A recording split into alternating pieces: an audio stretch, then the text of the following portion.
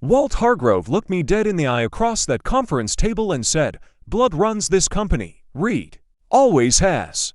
Always will." The room didn't just go quiet. It went still. Not the polite kind of quiet that follows a harmless comment. The kind of quiet that happens when something cracks down the middle and everyone hears it, but no one wants to be the first to look at the damage. 14 people sat at that table. Dispatchers I'd hired.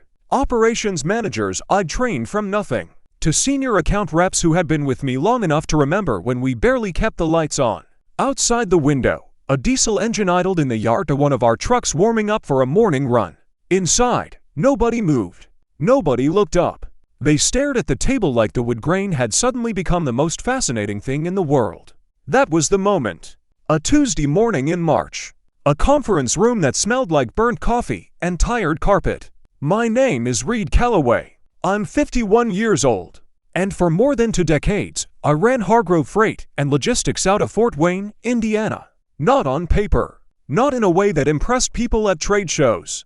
But in every way that actually keeps trucks moving and contracts renewing. I built that company. I should explain how I got there. I met Carol Hargrove at a bar in Columbus when I was 28. She was sharp, funny, direct, to the kind of honest that makes you realize you've been sleepwalking through your own life. We married not long after. Her father, Walt, owned a small regional freight operation. A handful of trucks. A small team. A rented lot on the south side of town with a chain-link fence leaning like it was tired of holding itself up. He offered me a job managing dispatch. I took it because Carol asked me to, and because I knew I could make it better. I had a background in operations and logistics. Community college. Years at a supply chain firm in Dayton. Endless lunch breaks spent reading industry manuals instead of scrolling through a phone. I wasn't flashy. I just understood how freight moved and where companies quietly lost money without realizing it. Hargrove Freight was bleeding, so I fixed it. One issue at a time. 1 year at a time. I renegotiated vendor contracts. Built a routing optimization system on my own laptop during nights and weekends. Landed our first serious state contract. Expanded the fleet. Opened regional hubs. Secured a federal contract with the Department of Transportation worth millions annually. At some point I was given the coup title. No equity. No ownership agreement. Just a title and a salary that barely moved while revenue tripled. But that's how family businesses work when you marry into them. You're never fully inside. You're useful. You keep the engines running so someone else can stand at the holiday table and talk about legacy. I told myself that was enough. For a long time, I believed it. Then Walt's son, Tad, finished his MBA. Sharp suit. Confident smile. No freight experience. Plenty of business school vocabulary. He talked about optimization and pivots. Couldn't explain fuel surcharge fluctuations. Couldn't read a load board. But he had the last name. I trained him anyway. Every system. Every vendor relationship. Every federal compliance process. I gave him everything I had built. Because that's what you do when you think you're building something permanent. Then came the operations meeting. No warning.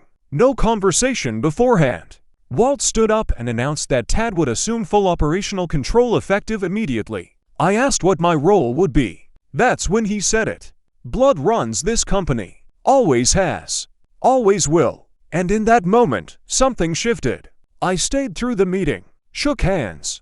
Closed my office door afterward. On my desk sat a worn leather notebook I'd kept since my first week. Inside was everything. Client relationships. Vendor strategies. Procurement contacts. Performance notes.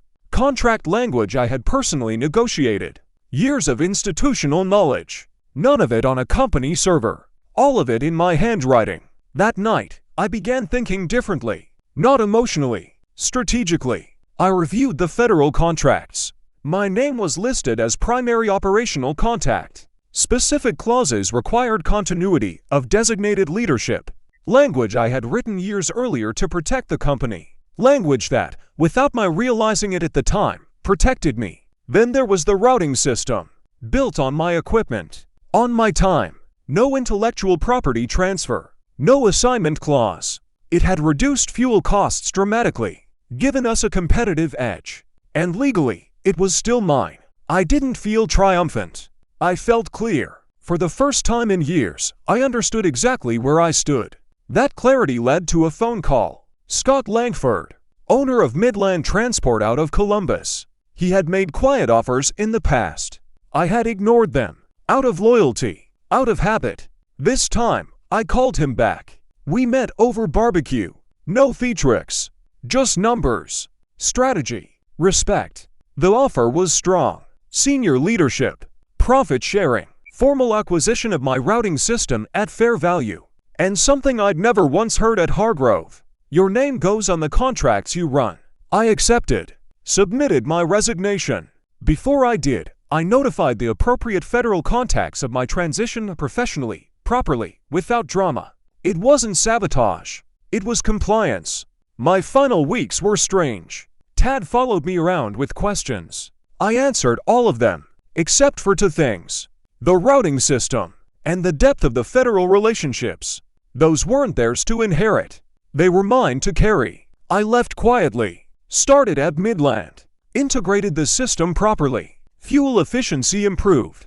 Error rates dropped. Performance metrics strengthened. When a major federal contract came up for renewal, the same corridor Hargrove had held up, both companies submitted bids. Midland won, not because I sabotaged anyone, because preparation beats entitlement. Months later, Tad called asking for informal help. I offered formal consulting at market rate. He declined. Walt left voicemails about loyalty. I called him back once. He spoke about legacy. I spoke about ownership. Then I hung up. A trade publication later ran a feature on Midland's operational transformation. My name was in the headline. First time in decades. Scott framed it and left it on my desk without a word. That meant more than applause ever could. Hargrove eventually sold a significant portion of the company to stabilize finances. Walt stepped back. Tad remained, diminished. I don't follow closely. I don't need to. 2 years later, I'm not bitter. Because bitterness would mean I regret the work. I don't. The work was real. The systems were solid. The roots ran clean. But I finally understand something I wish I'd known earlier. Loyalty is powerful, but it only protects you when it runs both directions. So know what you own, not what you contribute, not what you manage. What is legally, documentably, undeniably yours. Your systems, your relationships, your name in the right clause of the right contract. And when the moment comes, don't leave angry. Leave prepared. That's when everything changes.